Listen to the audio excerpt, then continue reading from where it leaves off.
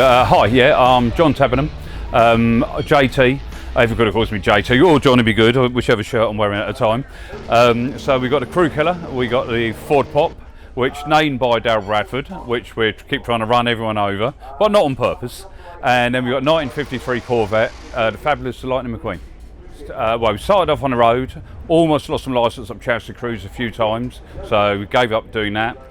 Went to come to SantaPod in about 1989 when we were road going 105 the Anglia, very fast road going one, had about 300 horsepower on the street, and then I thought, no, I need a little bit more power. It was big wheelies, massive wheelies, so I went for a bit more power. Wayne Saunders sold his Ford Probe to me. We ended up going 771 at 177 mile an hour in that, and that was a good car. The fastest 2-litre Cosworth in the world.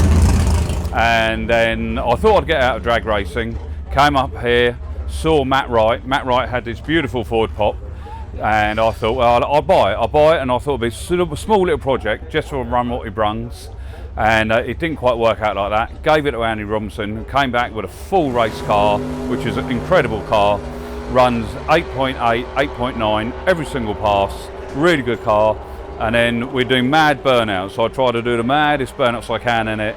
Daryl Bradford called it the Crew Killer, so that's why it's all named and famed by Daryl Bradford. And then we done an enormous burnout in the rain in Hockenheim for the nighttime show. We weren't invited to the nighttime show, we couldn't get an invite, and then one evening they come round and they said, do you want to come do the nighttime show? And on the Saturday night, and I said, it's raining, and they said, no, come do the show, you've got to do a big burnout. And I thought I almost passed out in it because I just could not breathe in the end. You are infamous for, you know, probably some of the biggest burnouts that we see down. You know it. And so, what is that like, being inside there when that smoke just starts to build? It's okay for a bit, and then sometimes I look up, see where the guys are, look down at the gauges, look up again, and the whole place is just white. So I started to let go of the burnouts, and yeah, I try to get as far as I can. I'll never hit any of the guys, never hit any of the crew, and I'm trying not to roll it. I've almost rolled it twice on the burnout now.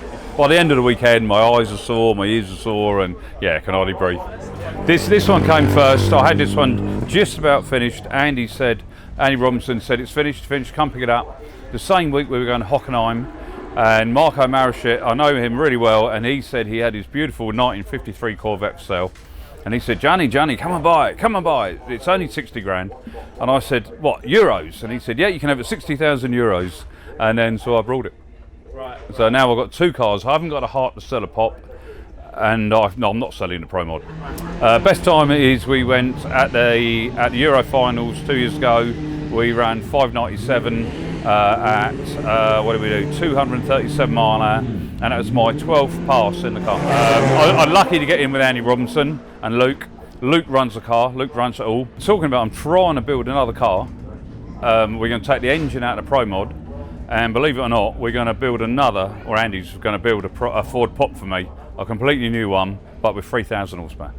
What we're trying to do, we're trying to get a body, a replica body off of John Webster, but he's waiting to get some moulds. As soon as he gets some moulds, we're going to start a new car, hopefully. We'll try and run it in Compliment now, or we'll run it in Pro Mod.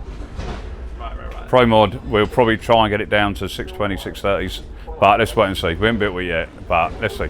What makes you do drag racing? Why are you still in this sport? Why? I think it's the all-round thing with well, you know, we've had British Superbikes, World Superbikes. You can't get in the pits. You can't talk to any of the riders. Obviously here, you can meet all the crowd, meet great people like Nick Davies. You know, you can meet everybody. You meet all the stars of the sport, and everyone's so friendly. We sell T-shirts, we sell posters, you know, and everybody just wants to look at the cars, touch the cars. Especially Fabulous Lightning McQueen. The kids just unbelievable. Yeah. So why did you go for the Lightning McQueen paint job? Well, because when I had the Ford Probe, we done it in the red Lightning McQueen, and then obviously when we brought the Corvette, and I watched the Cars 3, and the last couple of bits of Cars 3, he goes to blue. And a friend of mine, David Goff, he owns Sign Scene with his son Daniel, and a replica. It's just that I like one-liners. So any one-liner things and themes. I love a theme. I'm always a man who's got to have a theme All my cars are themed, I promise you. And if I build a new pop, it will be, or we're talking about building a new Pro Mod. But whichever one we build, it will be themed, I promise you. You got an inkling for it already? No, but this one might change the crew killer yet. We might might go a Dynaco yellow, and if it does, the yellow we do it, you'll hardly be able to photograph it. It's so bright. I knew it'd be popular, but not this popular. The main place it's popular is Germany. When Hockenheim, we couldn't hardly get near the car. It was such a problem. We were thinking of covering the car up with a car cover to get it to the start line. Yeah, I really want to run some 5s in the Pro Mod, and yeah, and I'd like to go some rounds in this one. And I've got to have obviously need new slicks, because these slicks are lasting us about 2 meetings at the moment. I need a slick sponsor.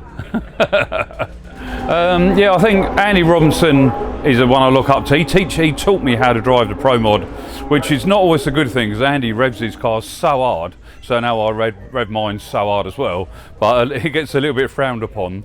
But apart from that, I don't know, Brian Pateman running in any of the ET brackets. And another massive one is Paul Marsden helps us crew on this, and Paul Marsden is brilliant. He teaches all the guys. His